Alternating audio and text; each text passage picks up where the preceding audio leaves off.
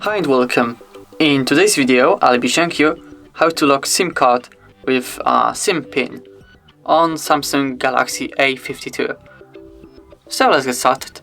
Open your phone settings, choose biometrics and security. From there you have to find and pick other security settings. Go to setup SIM card lock, enable lock SIM card option. Now you'll be prompted to enter your current SIM card pin. So let's do that and then confirm our choice by tapping on OK. Now for example, let's change the card pin.